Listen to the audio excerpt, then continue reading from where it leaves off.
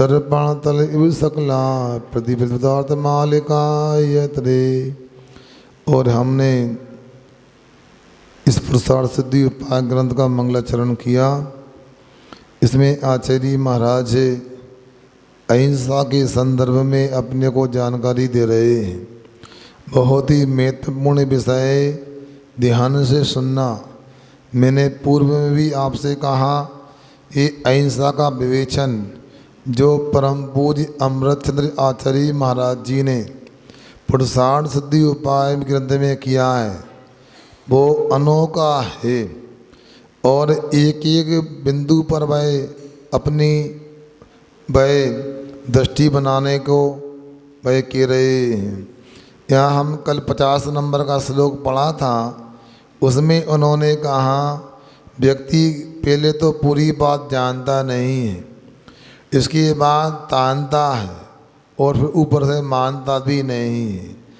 निश्चय नहीं क्या होता है और व्यवहार नहीं क्या होता है। सुन रहे कि सो रहे तुम लोग? निश्चय नहीं क्या होता है और व्यवहार नहीं क्या होता है।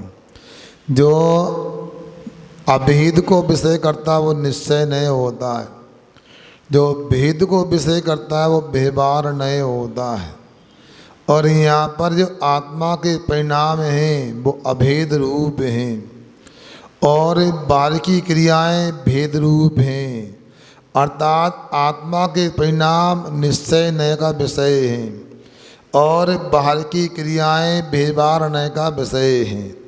अब आप लोगों को ये पता होना चाहिए, जैसे शुद्ध निश्चय नय से ज्ञान दर्शन आदि आत्मा के भाव होते हैं, उसी प्रकार से अशुद्ध निश्चय नय से क्रोध मान माया लोभ राग द्वेष मोह ये आत्मा के भाव होते हैं।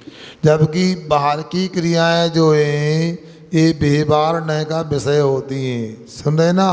धीरे धीरे बात सुनना। तो यहाँ आचार्य महाराज क्या कहने जा रहे हैं? यही कह रहे हैं कि निश्चय को हम नहीं जान करके हम व्यवहार को ही मान लें तो ये तो गड़बड़ हो जाएगा। क्या कह रहे? मतलब निश्चय नहीं से अपने आत्मा के परिणामों को संभालना ये धर्म होता है, मगर अपने आत्मा के परिणामों को संभालने रूप धर्म को नहीं जान करके बाहर की क्रियाओं को ही वह निश्चय नहीं से स्वीकार कर लें तो गड़बड़ हो जाएगा। क्यों गड़बड़ हो जाएगा? कि बाहर की क्रियाओं को जो करता है उसी को धर्म मान लेगा। यहाँ ये कहना चाहते हैं कि निश्चय रूप जो निश्चय स्वरूप को नहीं जान करके भाई उसको ही बाहर की क्रिया को ही निश्चय श्रद्धान करता है, भाई बाह्य क्रिया में आलसी होता है। कैसे आलसी होता है? अब वो ये कह सकता है हमारे भाव अच्छे हैं।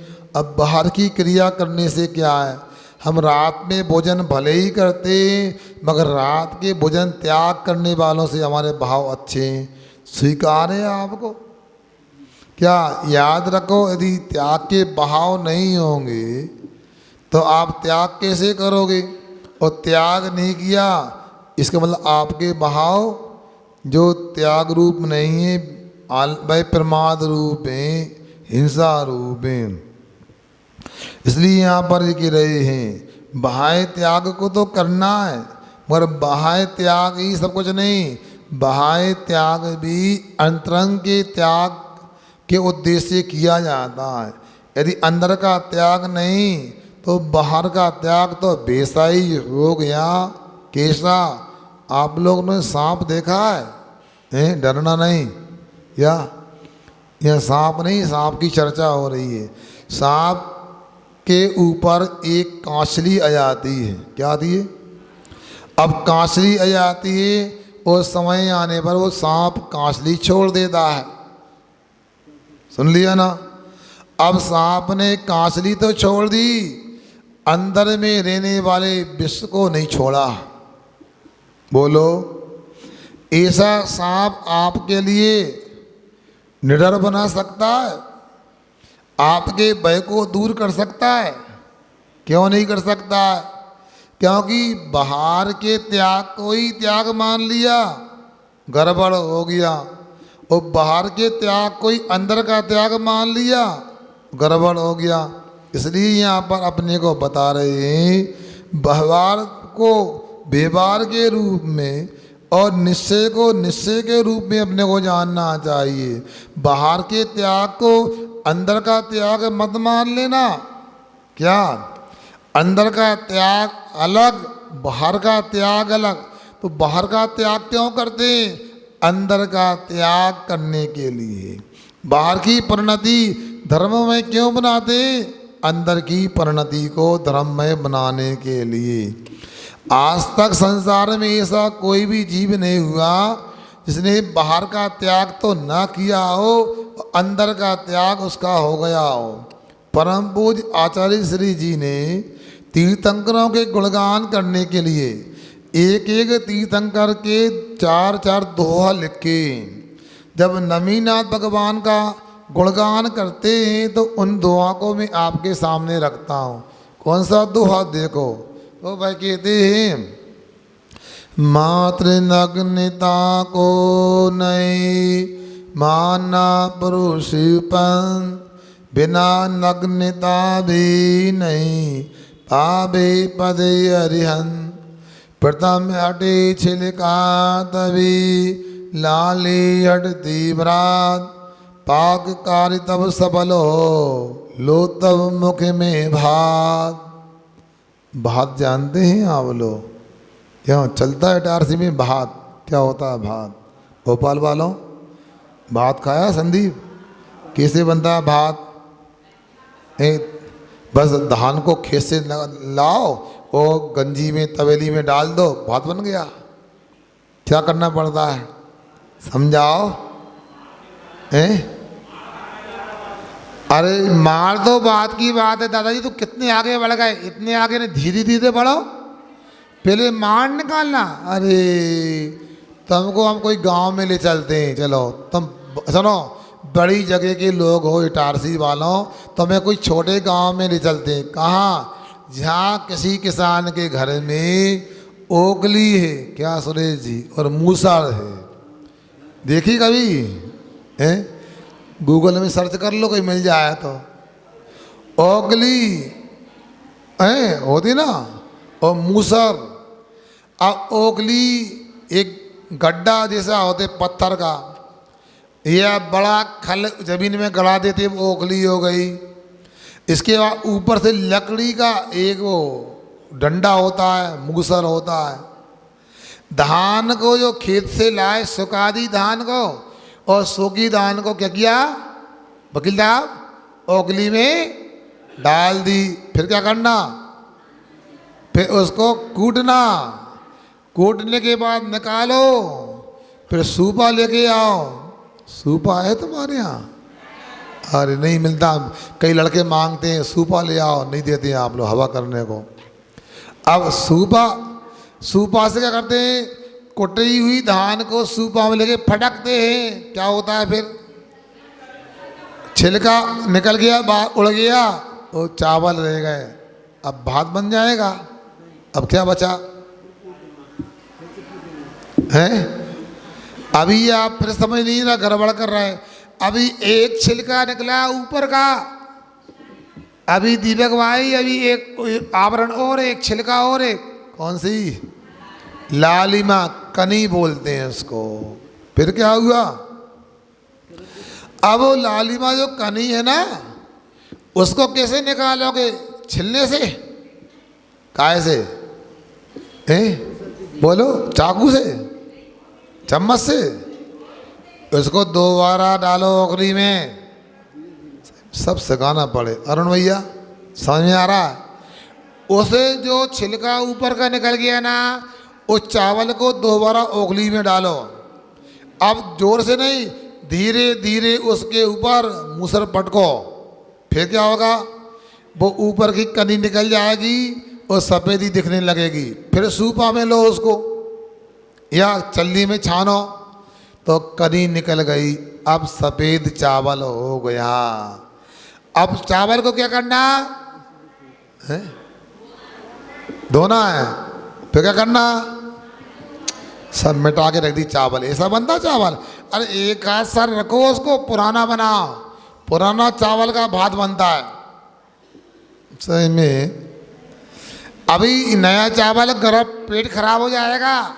उस चावल को रखो, साल 6 महीना 8 महीने बाद उसको उपयोग में लो, ठंडा हो जाए थोड़ा सा हो, फिर भात बनेगा तो स्वादिष्ट होगा, स्वास्थ्यप्रद होगा। ये प्रक्रिया होती है। उसी प्रकार मोक्ष मार्ग में क्या करना, पहले ऊपर का छिलका जैसे निकाला ना धान का, फिर ऊपर का त्याग करो, 5 पापों का त्याग करो। सुन रहे? 5 पापों का त्याग करके अब क्या करना, अब जैसे अंदर की लालिमा निकाली वैसे ही आचार्य कहते अंदर की राग द्वेष की परिणति को निकालो, अपने क्रोध आदि कसायों को निकालो, तब जाके सही संवेदन होगा, आत्मा की अनुभूति होगी। समझ में आया? तो इसी प्रकार जैसे बाहर के छिलके को निकालने पर चावल भात बनने के योग नहीं होता, उसी प्रकार बाहर की नग्नता मोक्ष मार्ग नहीं।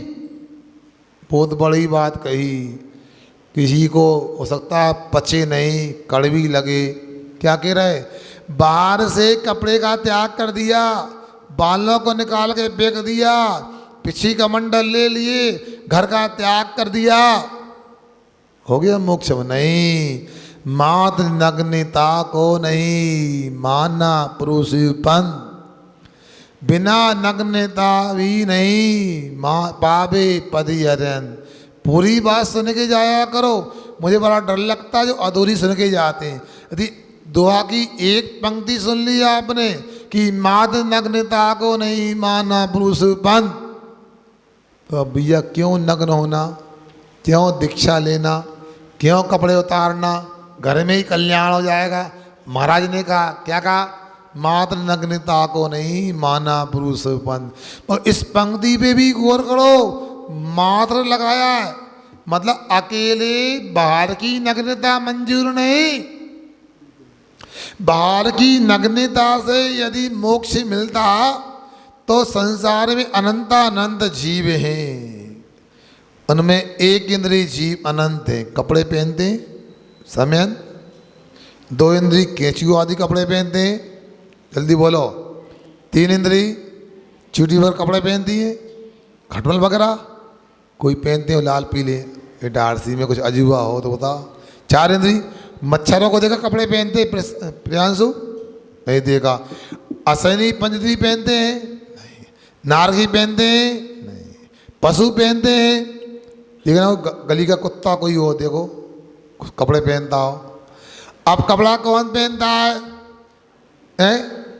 मनुष्य पहनते हैं।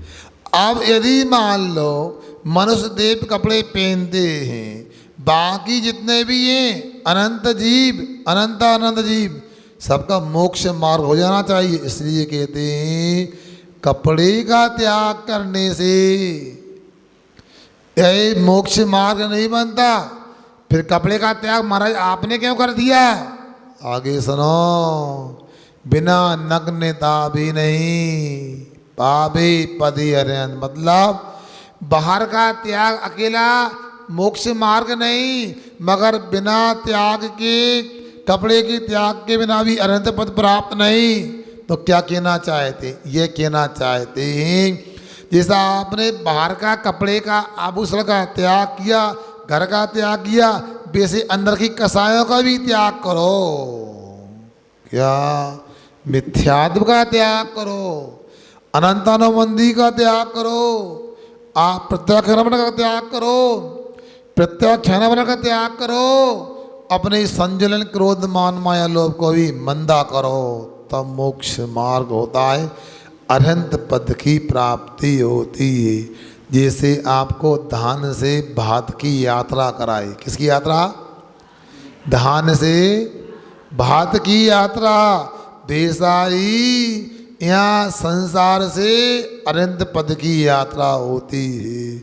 अब अपने को ये समझना है बाहर का त्याग का निषेध नहीं, बाहर का त्याग तो करना है, मगर बाहर का त्याग ही पर्याप्त नहीं, अंदर की कसायों को भी अपने को देखकर त्याग करना है। 28 नंबर का प्रश्न निकालो। 51 नंबर का श्लोक सामने अहिंसा को और स्पष्ट करते हैं। अभिधायापि अभिधायापि हि हिंसाम हिंसाम हिंसा फल भोगे हिंसा फल भोगे भवत एका कृतपापि परो हिंसाम हिंसाम हिंसा फल भाजनम नस्यात् अभिधायापि हिंसाम हिंसा फल भुग भवत एका हिंसा फल भुग भवत एका कृतपाप परो हिंसाम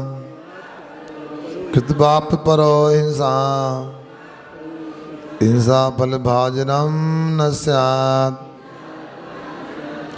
हिंसा फल भाजनम न स्यात् अभिधायापि हिंसाम हिंसा फल भुग भवत एका कृतपाप परो हिंसाम हिंसा फल भाजनम न स्यात्। बोलो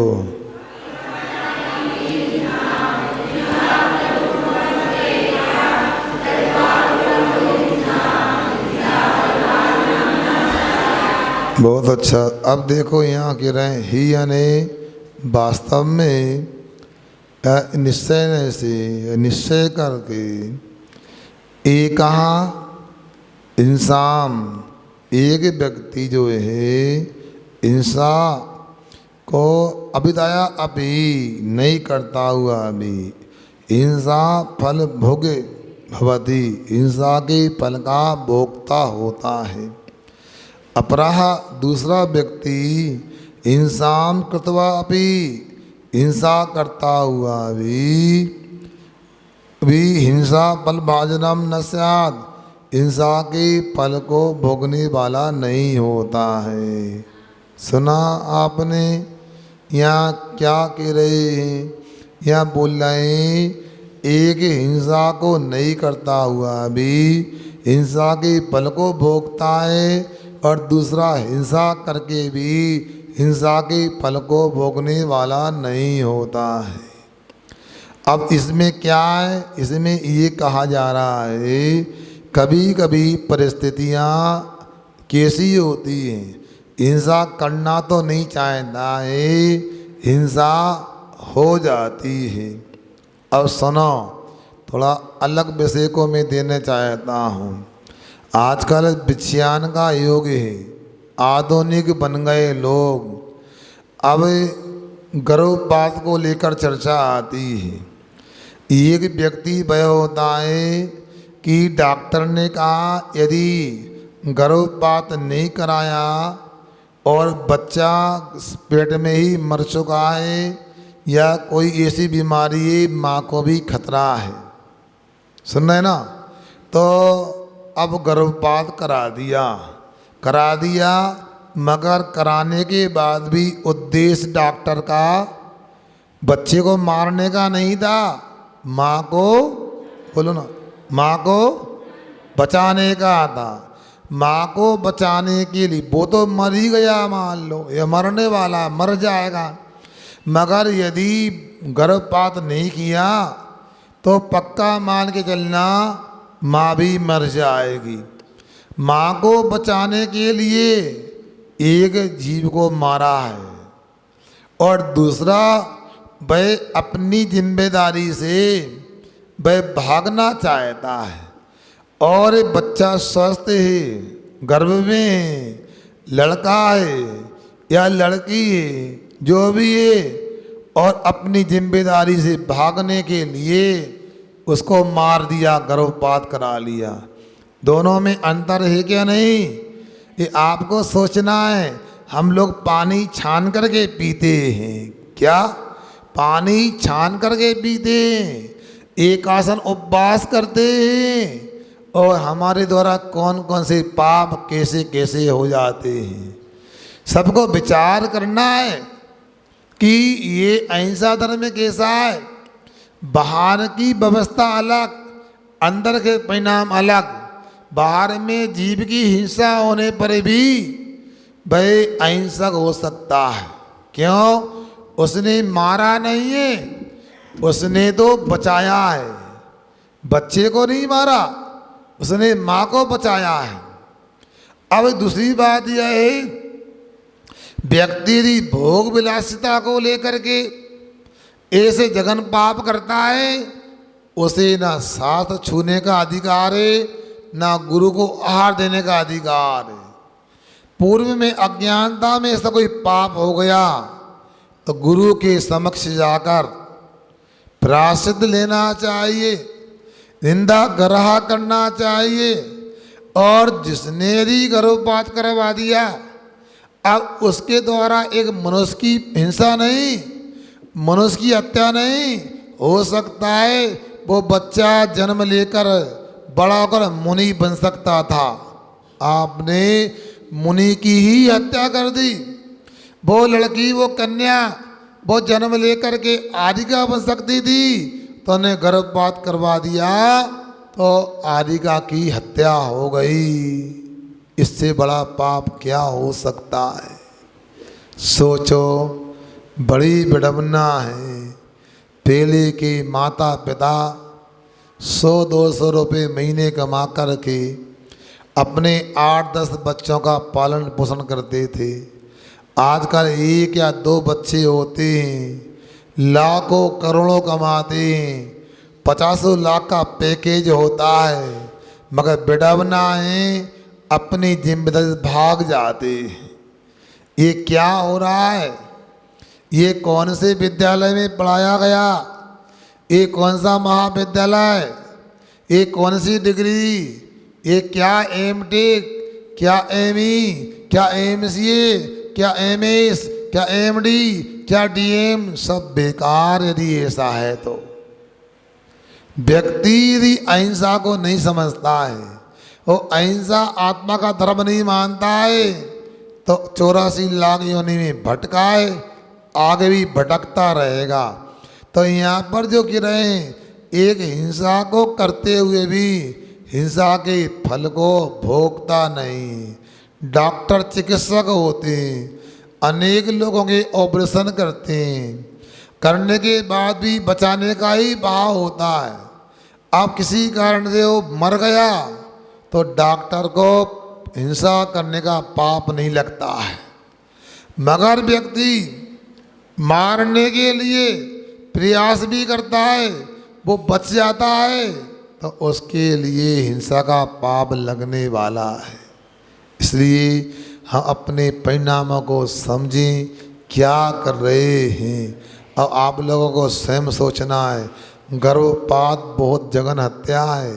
इस्लाम में भी ऐसा कहा गया है कि जब तक माँ को खतरा नहीं होता है, तब तक किसी गर्भस्थ बालक की हत्या नहीं करना चाहिए, महान पाप होता है। मुस्लिम समुदाय में भी इसको पाप कहा है। तो अहिंसा परमो धर्म की आराधना करने वाले ऐसा विचार कैसे कर लेते हैं? सोचो, विचार करो। अभी कुछ बोलना चाहते थे प्रकाश जी, मैंने रोक दिया। मुझे पता था कि पहली गलती अपनी है कि आपके पास पर्याप्त मुंडियाँ नहीं है, जनसंख्या नहीं है, क्योंकि आप लोगों ने ना संयम धारण किया, ना मुनि आदिगा बने, और ना अपने धर्म की चिंता है, ना संत परिवार की चिंता है। आप लोगों को तो अपनी ज़िंदगी ही पर्याप्त है। सोचो, विचार करो, यदि हमारे यहाँ पूर्व की तरह विचार किया जाता और हमारे यहाँ समाज की संख्या पर्याप्त होती तो ये आपको स्थिति नहीं देखनी पड़ती है। जिन लोगों के लिए आपको धन्यवाद देना चाहते, मैं प्रकाश जी से कहना चाहता हूँ, उन्होंने गिरनार जी की चिंता आज तक क्यों नहीं की?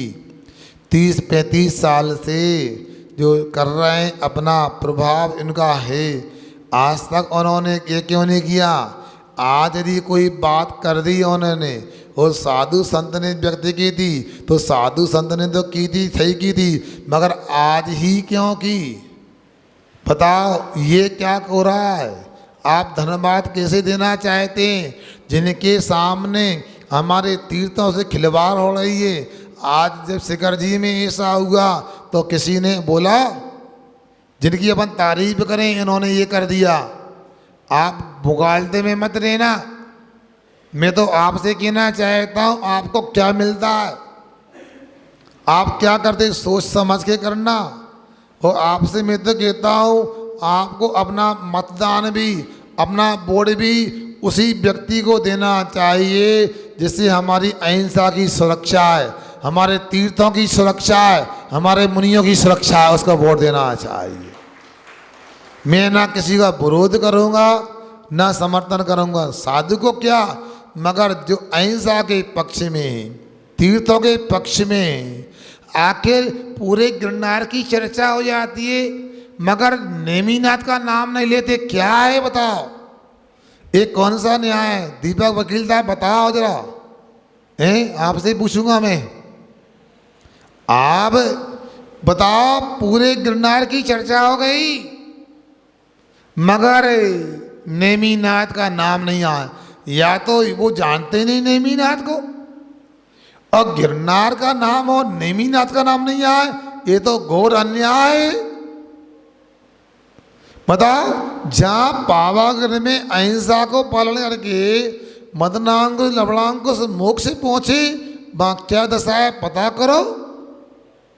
आखिर क्या है बताओ? मैं तो पूछना चाहता हूँ आज के सरकार के लोगों से कि शराब बेचने से, शराब बनाने से कौन सा लाभ मिलता है? अपन सोचो, विचार करो। हजारों माता बहनों का अपमान होता है, लोग शराब पी के करते हैं। कई बार मुझे आवाज़ आती है, कितनी गंदी गंदी गालियां देते हैं बताओ। मगर देश के नेताओं से पूछो, शराब से कौन सा उत्थान होने वाला है? इसलिए मैं इतना ही कहना चाहता हूँ, अपन को अपना ध्यान रखना चाहिए। अभी भी वक्ते समझ लो, नहीं तो ये गगनचुंबी मंदिर बनते जा रहे, ये भगवान विराजमान हो रहे हैं। आप हमारे लिए तो अपने पूर्वजों ने, पालकों ने संस्कार दिए, इसलिए बेटियों, क्या चंडू वकील साहब ये बताओ, आगे की पीढ़ी क्या करेगी? उनको कुछ नहीं लगता, उन्हें तो दिन रात लड़का हो या लड़की, उन्हें लैपटॉप मिल जाए और 10-10 घंटे नौकरी करते हैं और पैसा मिलना चाहिए। ना अभिषेक की चिंता, ना पूजन की चिंता, ना धर्म सुनने की चिंता, ना धर्म करने की चिंता। क्या हो रहा है? आखिर अंधकार के अलावा क्या है? बड़े बड़े मकान, कितनी बड़ी बड़ी हवेलियां तुम्हारे इटारसी में हैं, रहने वाला कौन है? मैं पूछता हूँ, क्यों बच्चे वगैरह? हाँ, एक चेन्नई में, एक गुड़गांव में। ये भगवान, फिर सोच लो क्या दशा है। तुमने बच्चों को जन्म किसके लिए दिया था? गलती बच्चों की नहीं, तुमने बच्चों को पाठशाला लेके ही नहीं आए, पाठशाला भेजा ही नहीं। आपने तो वहाँ भेजने का पूरा प्रयास किया जहाँ नोट कमाने की, कागज छापने की भाई शिक्षा मिलती है। सोच लो, याद रखना, पैसों से सुविधा मिल सकती है, सुख नहीं मिल सकता। पैसों से सुख यदि मिलता तो सबसे दुखी इटारसी में मैं होता। क्या भैया सुन रहे पाइया जी? यदि पैसों से सुख मिलता तो सबसे ज़्यादा दुखी कौन होता? बोलो ना। है, मुनि महाराज होते। और पैसों से सुख मिलता, फिर तीर्थंकर दीक्षा लेने को तत्पर क्यों होते? विचार करना अपने लिए, ज़्यादा मत सोचो, अपने बच्चे को कुछ ऐसा करो। आखिर समझ में नहीं आता, जब सोमवार से शनिवार होता है आपके बच्चों की नींद 6 बजे खुल जाती है, और जैसे ही रविवार होता है तो 9 बजे नींद पूरी नहीं होती। ये कौन सा प्रभाव है? क्या रविवार में कौन सा नक्षत्र है बच्चों को 9 बजे नींद पूरी नहीं हो पाती? पाठशाला नहीं आना, आएंगे तो पूजा करने नहीं आना, ऐसा कौन सा योग है बताओ? यदि कोचिंग की बात होती है, रात के 9 बजे बच्चे पहुंच जाते पढ़ने को, और पाठशाला में आपको 7 बजे बच्चों को भेजने में तकलीफ होती है। आखिर मुझे समझ में नहीं आता, जब आपके लिए कोई जॉब मिल जाए, 10-20 हज़ार रुपये की नौकरी मिल जाए, तो हमारी माता बहनें घर का काम भी पूरा कर लेती हैं और नौकरी भी करे आती हैं। जब स्वास्थ्य की बात आती है हमें टाइम नहीं मिलता। आखिर ये समझ में नहीं आता। मैं समझना चाहता हूँ, जो माता बहनें दुकान जाती हैं वो घर का काम भी कर लेती हैं और दुकान भी संभाल लेती हैं, और स्वास्थ्य के लिए टाइम नहीं मिलता। हमारे प्रश्न कर लेना लोगों से। आप लोग ये भगवान को धोखा नहीं दे रहे, ये महाराज को धोखा नहीं दे रहे, ये जिनवाणी को धोखा नहीं, ये अपने आत्मा को धोखा दे रहे। ये आज नहीं कल समझ में आएगा। हम गर्भ में थे और हमने क्या संकल्प किया था? सुना, मैंने कहा था ना, मात गर्भ में कौल कियो तो नाम जपूंगा मैं तेरा, इस झूठी दुनिया में आकर भूल गया मैं नाम तेरा। मतलब माँ के गर्भ में वेदना थी तो संकल्प हो गया हम धर्म करेंगे। अब ये नोट छपने लगे, कमाई होने लगी, तो भूल गए भगवान को। कई लोगों को देखता हूँ 1 बजे मंदिर आते हैं, 12 बजे 2 बजे मंदिर आते हैं। क्यों? उनको लगता भगवान को कोई काम तो है नहीं, कभी भी चले जाओ, दुकान जाना जरूरी होता है। तो उनको इतना भी समझ में आ जाए तो कल्याण हो जाएगा कि 4 पुरुषार्थ होते हैं। कितने? हाँ, सबसे पहला पुरुषार्थ कौन सा? अर्थ पुरुषार्थ। कौन सा है? नहीं, पहला अर्थ पुरुषार्थ, फिर काम पुरुषार्थ है। क्या होता? धर्म पुरुषार्थ। हमको नहीं, उनको समझाओ जो पहले दुकान जाते हैं बाद में मंदिर आने का सोचते हैं। सोच लो, विचार कर लो। जो विधि बताई, जो क्रम बताया, उसका उल्लंघन कर रहे हैं। आज कमाई कर लो, नोट छाप लो, लंबे समय नहीं मिलेगा, क्योंकि विधि तो यह होती है धर्म पुरुषार्थ करोगे। सबसे पहले मंदिर आओगे, सुनो भोपाल वालों, अभिषेक करोगे, पूजन करोगे, स्वाध्याय करोगे, गुरु की सेवा करोगे, फिर दुकान खोलोगे, तो आपके अभिषेक आदि में इतना पुण्य का संचय हो जाएगा। आप 2 रुपये कमाते थे, 200 रुपये कमाओगे। आज नहीं कमाओगे तो बाद में अगले जन्म में कमाओगे। धन धर्म से मिलता है, धन से धर्म नहीं मिलता है। कुछ लोग कहते हैं महाराज हमको समय नहीं है। सुन रहे? श्रावक संस्कार शिविर में बात आती है, एक सेठ जी आते दूसरे स्थान से आते हैं, उनका कहना है आप जितना पैसा लेना ले लो, शिविर में क्या खर्च करना है करने को तैयार हूँ, मगर शिविर में नहीं आ सकता हूँ। हमने भी यदि हमें इस समय शिविर में नहीं बुलाना है, यदि आप पैसे नहीं चाहते आपको शिविर में आना तो आओ। ये तो नहीं बोला शिविर में नहीं आना, हमने कहा शिविर में आओ। वो 10 दिन का समय देने को तैयार नहीं है, वो 2-4 लाख रुपए खर्च करने को तैयार है। बता बे, हमारे कमेटी वालों को नहीं मिल पाए, बे तो ले आओ, 4 लाख तो ले आओ यार, शिविर में क्या रखा है यार। ऐसा नहीं, धन से धर्म महान होता है, लिख लो डायरी में। क्या सुनना भैया? दीपक, धन से बोलो, बोल भी नहीं पा रहा है, सही बोलो तो मितेश। धन से बड़ा धर्म होता है। हाँ, धर्म से बड़ा धन नहीं होता। मगर लोग आज ऐसे हो गए, धन के लिए धर्म का त्याग कर देते हैं। मगर होना ये चाहिए कि अपने लिए विभीषण की तरह धर्म के लिए धन का त्याग कर देना चाहिए।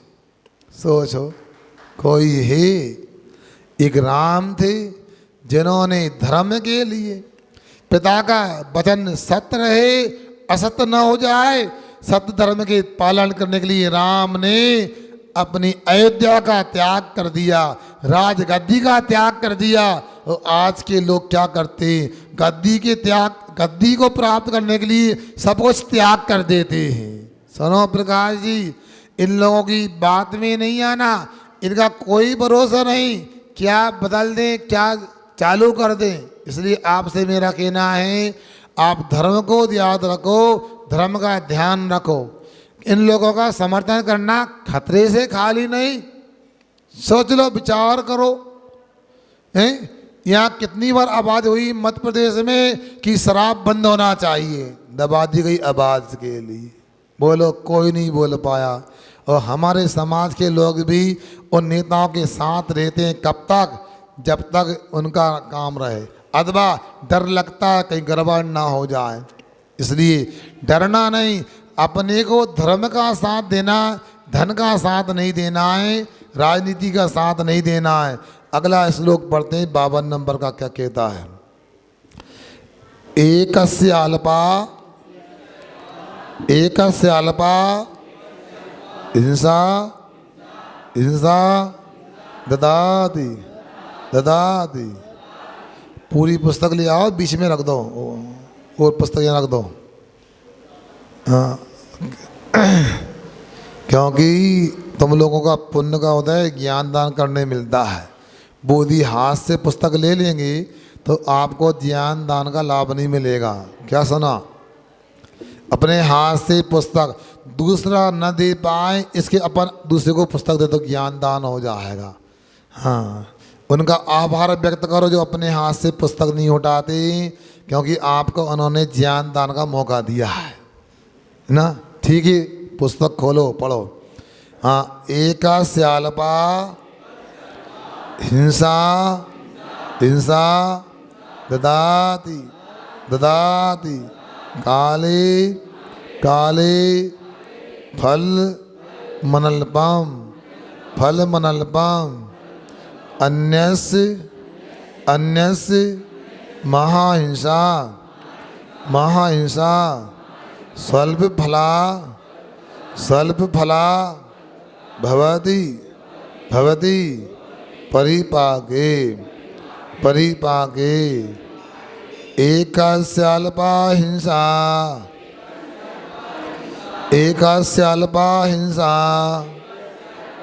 ददाति काले फल मनल्पम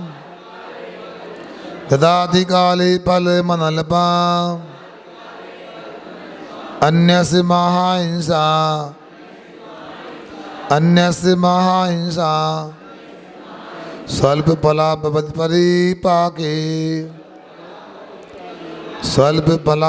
परिपाके एकस्य अल्पा हिंसा ददाति काले फले मनल्पम अन्यस्य महाहिंसा स्वल्प फला भवति परिपाके। बोलो,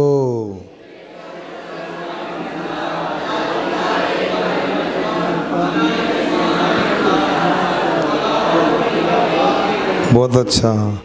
आज आवाज़ अलग लग रही, क्या बात है। अच्छा, मौसम का प्रभाव भी हो सकता है। अच्छा है, ठीक, बहुत अच्छा। हाँ, देखो ऐसा नहीं, हम आपकी तारीफ भी करते हैं, नहीं तो बुराई करते हैं। अच्छे काम की तारीफ करेंगे, बताओ हैं? सोच लो, बताओ हैं? हम इटारसी में रह करके आपके श्रावक संस्कार शिविर में 155 फार्म हो चुके, तारीफ नहीं है? बताओ ये जिन्होंने फार्म भरा उनका शिविर अच्छे से हो जाए, ताली तो बजाओ उनके लाने के बाद। कम बात थोड़ी है, बाहर ऑनलाइन अलग है। इसलिए अच्छे से पढ़ा, ऐसा ही पढ़ोगे तो बड़ा लाभ मिलेगा। क्योंकि एक एक बात समझो, अहिंसा का नारा तो लगाया, अच्छी बात लगाना चाहिए।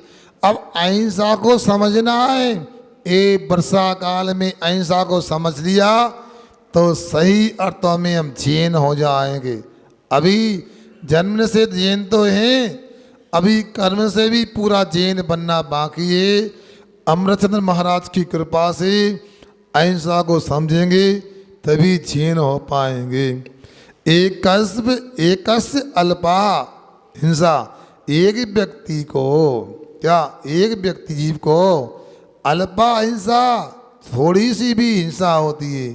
काले उदय होने पर अनल्पम फलम ददाती, बहुत सारा फल को देती है। और अन्य से महाहिंसा, दूसरे को कोई बड़ी हिंसा करने वाले को परिपाके उदय काल में स्वल्प फला भवती, थोड़ा सा फल देने वाली होती है। फिर क्या होता है, ऐसा लगता है कि पक्षपात हो रहा है। उन्होंने थोड़ा पाप किया, उन्हें ज़्यादा फल मिल गया, उनने ज़्यादा पाप किया, कम फल मिल गया। ऐसा नहीं है, अंदर के भावों की ओर भी देखना आवश्यक है। मैं आपको स्वयंभू रमण समुद्र में ले चलता हूँ। कहाँ? स्वयंभू रमण समुद्र बहुत बड़ा समुद्र है। असंख्यात समुद्र एक तरफ और स्वयंभू रमण समुद्र एक तरफ। आधे राजू में तो असंख्यात द्वीप समुद्र है मध्यलोक में, और आधे राजू में स्वयंभू रमण समुद्र द्वीप है, बहुत लंबा चौड़ा है। राजू जानते हैं? अभी के नहीं, वो बेटा राजू। कौन राजू? अच्छा, अरे हमने कहा वो ऐसा नहीं कि वो नियास, वो कावेरी कालो भैया, वो राजू भैया रहते हैं, उनका नाम राजू। वो राजू नहीं, राजू का अर्थ समझ लो। सुनो अर्पित, राजू किसे कहते हैं? बोलो दीदी, समझ में नहीं आ रहा आप जो बोल रही हो। नहीं आ, इनको ऐसा समझाओ समझ में आ जाए। हम बता रहे हैं आपको, सुनो सुनो ध्यान से। आपको एक एक बात समझना है, इसलिए आप लोगों को अपनी अपनी पाठशाला में, पुरुषों को पुरुष पाठशाला में, महिलाओं को महिला पाठशाला में, और बच्चों को बच्चों की पाठशाला प्रतिदिन आना चाहिए। मगर आप लोग कितने कठिन है बताओ, इतनी सुविधा इतनी अनुकूलता है, फिर भी आप लोग पूरे लोग पाठशाला नहीं आ पा रहे। बताओ वो कहाँ से आए? हमारे भोपाल के भैया लोग स्वाध्याय सुनने आए, बताओ बुधनी के लोग सुनने आए, और तुम लोगों कैसे बताओ आ नहीं पाते? मगर भाव बनाओ तभी ये जिनमानी की बातें पता लगेंगी। राजू का अर्थ क्या? अशोक कुमार जी, बाबा जी, राजू किसे कहते हैं? हम बता दें? अब सुनो, कहाँ जा रहा है? राजू की बात सुन के जाओ। काजू बेचने जा रहा है वो। काजू बेचने में क्या, राजू का मतलब ऊपर से सुनना, 1000 किलोग्राम का एक लोहे का गोला, सुन रहे? ऊपर से ऊर्ध्व लोक से 1000 किलोग्राम का गोला नीचे लुढ़काया जाए, गिराया जाए, यूं गिराया जाए। 6 महीने में जितनी दूरी तय कर लेगा उतनी दूरी का माप होता 1 राजू। आया समझ में पारस? क्या 6 महीने में जितना नीचे गिर जाएगा सामान, उतना क्या हो गया? ऐसे 14 राजू ऊंचा लोक है। समझ में आ गया? ऐसे 1 राजू में मध्य लोक है, उसके आधे राजू में शंभु रमण समुद्र और द्वीप है। अब उस शंभु रमण समुद्र में अनेक प्रकार के विशालकाय जीव रहते हैं। अब उसमें एक महामत्स्य, जिसको बोलते हैं रागुल मत्स्य का नाम आता है, जिसका क्षेत्र घनफल कितना है? लगभग 13,500 किलोमीटर लंबा, 6,500 किलोमीटर चौड़ा और लगभग 3,500 किलोमीटर मोटा, इतना लंबा चौड़ा शरीर वाला महामत्स्य रहता है। शास्त्रीय भाषा में कहूँ 1,000 योजन लंबा, 500 योजन मोटा है, और नहीं 500 योजन चौड़ा और 250 योजन मोटा, इतना ये एक महामत्स्य होता है। सुनो, कहाँ रहता है? स्वयंभू समुद्र में रहता है। और उसकी बहावबंदी संयम लेने के त्रंच गति में भी रह करके उसकी देश लब्धि संयम स्थान हो जा देश संयम लब्धि स्थान उत्पन्न हो जाते और पंचम गुण स्थान वर्ती त्यागी हो जाता। कौन त्यागी? कौन है? हम लोग कहते हैं ना, अरे हमारा रात का त्याग नहीं कर सकते, चलता नहीं है, परिस्थिति बाहर की छूट दे दो। हम कहते हैं भैया नाक मत कटाओ, तुम्हारी कट रही पर्याप्त है। यदि बाहर जाके रात में खाओगे तो आपकी नाक तो कटेगी, जैन धर्म की नाक भी कटेगी। तुमको खाना ही रात में तो अपने घर में चौके के अंदर बैठकर 5 किलो की पूरी लुचई बना के बैठ जाओ और एक टंकी पानी रखो, पूरी रात खाओ तो कम से कम धर्म की नाक तो नहीं कटेगी। मगर एक त्रंच गति का जीव स्वयंभू रमण समुद्र में, संजय भैया सुन रहे ना, स्वयंभू समुद्र में वो पंचम गुणस्थान वर्ती हो जाता है और कुछ कम 1 करोड़ पूर्व तक देश संयम का पंचम गुणस्थान का पालन करने वाला होता है। सुनो, उसी के कान में एक तंदुल मत्स्य भी होता। तंदुल जानते हैं आप लोग? हैं? चावल है, अब बोल गया ना, उदक चंदन तंदुल पुष्प कही, वही तंदुल अक्षत। चावल के आकार का एक तंदुल मत्स्य कान में होता है। किसके? उस महामत्स्य के कान में। अब देखना, इतना लंबा चौड़ा शरीर है, जैसे ही श्वास लेता है और हजारों छोटे जीव जंतु महामत्स्य के पेट में चले जाते हैं। और जब सांस छोड़ता है तो अंदर के जीव जंतु बाहर निकल आते हैं। और सुनो, उसके तो श्वास लेना है और श्वास छोड़ना है, सामान्य प्रक्रिया है। इसलिए सामान्य प्रक्रिया के तहत श्वास लेता है, छोड़ता है। उसको जीव का ना मारने का भाव है ना हिंसा करने का भाव है। मगर कान में बैठने वाला तंदुल मत्स्य जो होता है वो अपनी आँखों से दृश्य देखता है। वह भी सैनी पंजेंद्री है और वो देखता है, देखो ये महामत्स्य कितना मूर्ख है, कितना अज्ञानी है, कितना पागल है।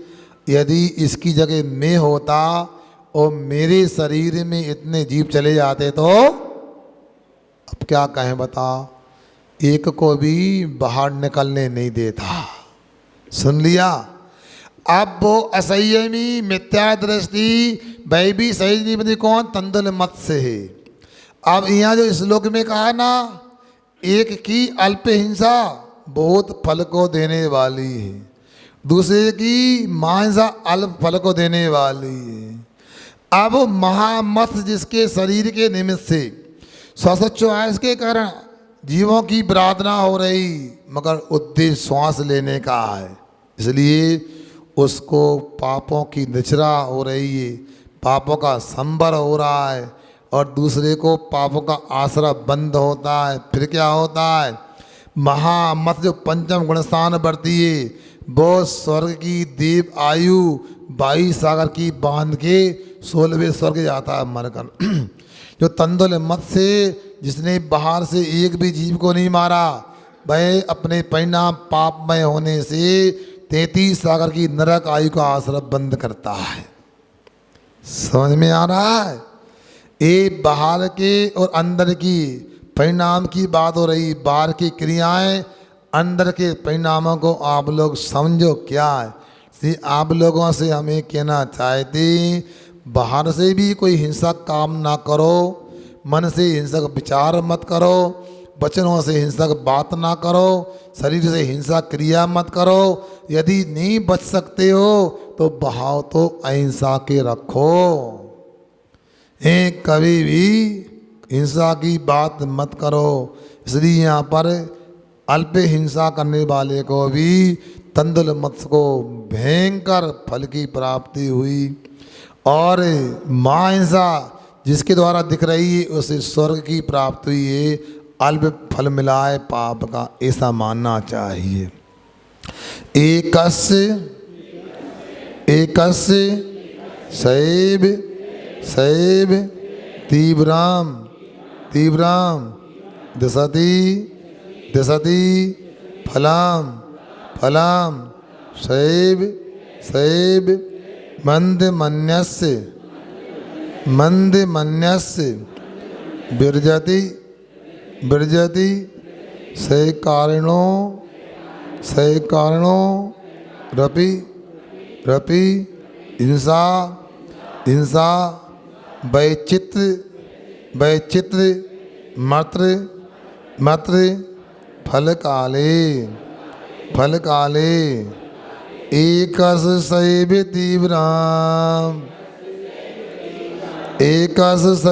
तीव्राम दिशति फलम सैव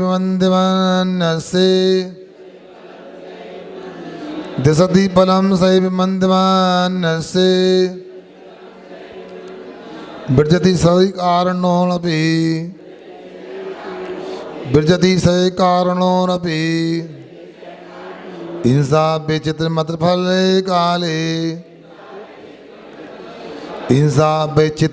फल काले एकस्यैव तीव्राम दिशति फलम सैव मंदमानस्य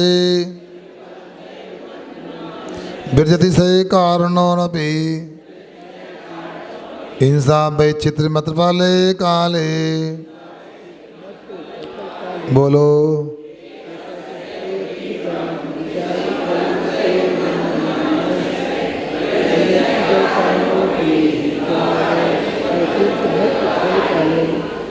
ये मंदिर में बैठते हैं, अंदर आके बैठा करो, अच्छा रहता जनवाणी के सामने। ऐसा लगता पूजन भी कर लेते हैं और सुन भी लेते हैं। एक बार में एक काम करो, अंदर बैठा करो, अच्छा लगता है। हाँ, बहुत सारे लोग आते हैं अपने तरीके से, मगर अंदर आना चाहिए। क्या कह रहे? सही कारणों, अने एक साथ मिलकर के अभी हिंसा, मतलब एक साथ मिलकर के भी की गई हिंसा जो है, अत्र यहाँ पर फल काले उदय के समय में विचित्रम प्रति विचित्रता को प्राप्त होती है। और एकस साहेब, और किसी दूसरे को वही हिंसा तीव्रम फलम दसती, तीव्र फल को देने वाली होती है। अन्य से किसी को वही हिंसा मंदम फलम दसती, मंद फल को देने वाली होती है। अब ये भी अपने आप में विचित्रता है। क्या विचित्रता है? एक साथ तो हिंसा की गई, एक साथ हिंसा में शामिल थे, एक को तीव्र फल मिल रहा है, एक को मंद फल मिल रहा है। अब दोनों हो, मान लो दोनों सामने हो, तो कहेंगे दोनों को देखो एक सा फल मिलना चाहिए। मान लो अपराध किया, अब अपराध किया, दो व्यक्ति थे, अब दोनों ने अपराध एक सा किया है। मान लो दोनों के द्वारा एक एक जीव की हिंसा हुई है, न्यायालय में केस चल रहा है और वकील लोग भी खड़े हुए हैं और दलील दी जा रही है। एक को तो 6 महीने की सजा हुई, एक को आजीवन कारावास हुआ। ये फर्क क्यों हुआ? पक्षपात क्यों हुआ? हाँ, इंटेंशन, भावना, अभिप्राय से ऐसा होता है। एक के द्वारा तो मर गया, एक ने मारा है। भले ही तो से एक एक जीव की हिंसा बराबर हुई है, दोनों अभिप्राय अलग अलग होता है। इसी पर अपने को भी समझना चाहिए, हमारा अभिप्राय क्या है। हमने एक बार आपको एक उदाहरण दिया था, सेनापति को लेकर के, सुना था ना, ताज़ा कर लो उसको, कुछ नए लोग हैं वो भी सुन करके जाएं, औरों को सुनाएं। हुआ यह है कि किसी मंत्री ने राजा को सेनापति की चुगली कर दी, और चुगली में क्या कहा, उन्होंने कहा कि ये हमारे देश का लिए खतरा है सेनापति। क्या बात करते हो, सेनापति खतरा? हाँ खतरा। क्यों? ये कायर है, चींटी को भी मारने की हिम्मत नहीं रखता है। राजा ने सेनापति को तलब किया। सेनापति राजसभा में हाजिर हुए और कहा चींटी पे पैर रखो, चींटियाँ चल रही हैं। उसने कहा मैं चींटी को तो नहीं मार सकता हूँ। मंत्री ने संकेत किया, देख लिया राजा, मैंने सही बोला था ना, कितना डरपोक कायर है, ये चींटी को मारने को तैयार नहीं। कौन? सेनापति। जो व्यक्ति चींटी को नहीं मार सकता, चींटी को मारने की हिम्मत नहीं, वो बता देश की रक्षा कैसे कर सकता है, अपने देश को दुश्मनों से कैसे बचा सकता है, वो दुश्मनों को कैसे मार सकता है। अब सोचो, पुष्टि हो गई राजा की, मतलब मंत्री की बात की पुष्टि हो गई और राजा को लगा मंत्री ने ठीक कहा था हमसे। अब सुनो फिर क्या हुआ। राजा को गुस्सा आया, अभी तक सेनापति ने पूरे देश को धोखे में रखा है, हमको धोखे में रखा है, कहीं कोई दुश्मन आक्रमण कर देता तो देश गुलाम हो जाता, ये तो गड़बड़ है। और पूरी राज्यसभा में उसको कहा गया इस सेनापति को फांसी की या सूली की सज़ा दी जाती है और तत्काल जल्लाद को इसको उसके हाथ में सौंप दिया जाए। अब फिर क्या था, फिर हुआ यही, उसको जल्लाद को कह दिया गया और जल्लाद उसको लेके जाने लगा। किसको? सेनापति को लेके जाने लगा।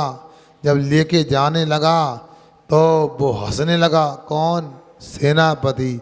अरे ये कोई होता, मरण की बेला हो, मरण का समय हो तो क्या हंसेगा व्यक्ति? हम लोगों के यहाँ अभी कोई सूचना आ जाए 1 सप्ताह बाद मरण होने वाला है और भूकंप आएगा, मकान टूट जाएगा, गिर जाएगा, मर जाएंगे, बोलो कैसा लगा सुन के आपको? आज से रात में नींद नहीं आएगी और दिन में भोजन नहीं किया जाएगा, भले ही कितना भी स्वादिष्ट भोजन हो। अब सुनो फिर क्या था, फिर हुआ यही, सुनो, राजा को लगा कि हंसरा कोई जरूर कोई रहस्य इसमें है। बुलाया, क्यों आप हंस रहे हो? हाँ राजन, आज मुझे बहुत बड़ा सौभाग्य मिला है, किसी जीव के प्राणों की रक्षा करना हो, 3 लोग की संपत्ति भी खर्च कर दी जाए, एक समय का भी जीवन दान नहीं मिल सकता उसके लिए। मैंने आज एक चींटी की रक्षा की है और चींटी की रक्षा के खातिर मुझे अपने प्राणों से हाथ धोना पड़ रहा है। कोई बात नहीं, प्राण तो निकलने वाले, मरना तो पक्का है, इसलिए मैं चींटी की रक्षा करने को मरा हूँ, सौभाग्य। आगे उसने कहा, सुनो राजन, आपको जो करना है, आप मालिक हो, प्रजापति हो, आपको सब अधिकार है, मगर मेरी एक बात सुन लो। क्या कहा? मेरी एक बात जरूर सुन लो। क्या कहना चाहते हो? मैं जैन धर्म को पालने वाला हूँ, मैं जैन धर्म का अनुयायी हूँ, मैं महावीर का उपासक हूँ, मैं देश के लिए यदि देश पे कोई खतरा होगा मैं हजारों से दुश्मनों को मार गिरा सकता हूँ। मगर तो देखो, अपने धर्म की रक्षा करने के लिए, देश की रक्षा करने के लिए, परिवार की रक्षा करने के लिए कुछ भी कर सकता है। और दूसरा व्यक्ति यदि चींटी को भी मारता है तो महान पाप है। आप लोगों से मैंने कई बार पहले भी बताया, अनर्थ दंड को समझो। अनर्थ दंड व्रत होता है एक, वो क्या होता है जानते हैं आप लोग? बोलो, जानते कि नहीं जानते? हैं? क्या बोला इन्होंने, क्या बोला? बोलो। एक कौन गांव से आए? कौन गांव से आए? जबलपुर से। अच्छा, बिना प्रयोजन की किसी जीव की हिंसा करना, बिना प्रयोजन के कोई काम करना, ये अनर्थ दंड होता है। आप लोग स्वीकार करते हो परिभाषा को? बोलो निसंग जैन, जो परिभाषा दीदी ने बताई स्वीकार है आपको? हाँ नहीं बोला तुम लोग, बोलो स्वीकार है। ये मुंह से स्वीकार करने से क्या होता? 10 बजने वाले लाइट जलती रहती है, बताओ। ये लाइट जलती रहती है, पंखे चलते रहते हैं और चले जाते हैं महाराज के भरोसे छोड़ के। अब महाराज बंद करें क्या? एक बेंच रखी रहेगी, माली का काम है। क्यों? नल खुला रहता है, माली का काम है। पानी का टंकी गिरता रहता है, माली का काम है। क्योंकि हम तो परिभाषा तो जानते हैं, अमल में क्यों नहीं लाते? बोलो सुन रहे बबलू भैया, हंसने की बात नहीं, अमल में लाने की बात है। इसलिए यहाँ पर जो कहा जा रहा है, अहिंसा धर्म को लेकर के अपने को भी समझना है। हम लोगों के द्वारा ये सब काम होते हैं, इनको समझ जाना है। मगर बंधुओं, मैं तो आपसे कहता हूँ कि आप मेरी बात मान लो, बात बन जाएगी, अन्यथा 84 लाख योनि में भटकना पड़ेगा। ये अपना स्वाध्याय अपनी गति से चल रहा है। कायदे में महाराज के लिए आप लोग मानते हो तो महाराज की बात मानो और आत्मकल्याण करो। सुन रहे ना? इसलिए अभी आप लोगों को हमने जो बताया है, चिंतन करना, हम कितने अनर्थ दंड करते रहते हैं। भोजन करते हैं तो कितना छोड़ते हैं, जब हम नहाते हैं कितना पानी बर्बाद करते हैं, जब हम कोई काम करते हैं तो हमारे द्वारा क्या होता है? कभी सोचा अपने द्वारा? चलो पैदल चलते हैं, गाड़ी घर से यहाँ, गाड़ी यहाँ से वहाँ, गाड़ी चाहिए। कोई भी काम होता है, मोबाइल चलता है, मोबाइल में कितना अनर्दंड होता है। मैं तो बार बार बोल रहा हूँ, कोई कंपनी वाला मिलेगा, मैं कहूँगा इन लोगों के बैलेंस बंद करो, इनको बोई वाला सिस्टम करो कि 1 सेकंड बात की 1 रुपया हो गया, 10 सेकंड 10 रुपया हो गया। क्यों? आपको बात करने में अनर्दंड लगता ही नहीं। कितना बड़ा अनर्थ हो गया बताओ। ये भैया 3 दिन से बोल रहा हूँ प्रभु कुमार को, सुबह आया कर, क्योंकि रात में मोबाइल चलेगा 12 बजे तक, क्योंकि 299 लगना है। चलाएंगे तब भी, नहीं चलाएंगे तब भी। ये 2-3 दिन से भी नहीं आ पा रहा मेरे पास में। अब क्यों? ये मोबाइल चलाता है, इसको पता है मोबाइल में पाप नहीं लगता, मगर जितना पाप लगता है उतना तो किसी भी नहीं लगता है। अरे यदि मान लो बैलेंस जले नहीं जले, पैसा लगे नहीं लगे, पाप तो हो रहा। यदि अपने को एक शब्द में काम चलता है तो 2 शब्द बोलना अनर्थ दंड है। यदि 2 शब्द में काम चलता है तो 3 शब्द बोलना अनर्थ दंड है। समझ में आ रहा है? इसलिए सोच लो, विचार कर लो। आपके बच्चों को यदि फोन से बुलवाएं भी ना, वो 11 बजे तक उठते नहीं सो करके। वो तो घर में चौका लग रहा तो जल्दी उठ गया बेचारा, क्या करे? घर वाले नहीं मानते, 16 पहन लो 16 पहन लो। तुम्हारे बच्चे भी वैसे ही हैं क्या? वो माँ कहती है जल्दी करो तो आ जाते हैं आप लोग, वरना तो यदि चौका ना लगे तो पता नहीं 12 बजे भी सुबह हो क्या नहीं हो। बताओ ये कौन सा 2 बजे तक दुकान खुलती है भाई लोगों की, सुबह 12 बजे मंदिर आते हैं। क्या है? अनर्थ दंड इसको बोलते हैं। मैं कुछ नहीं बोल रहा हूँ, जैसा करते हैं वैसा मिलता है। मैं ब्रह्मचर्य अवस्था में रुमाल रखता था, ऐसे ऐसे करता था रुमाल से, मुझे पिछी मिल गई।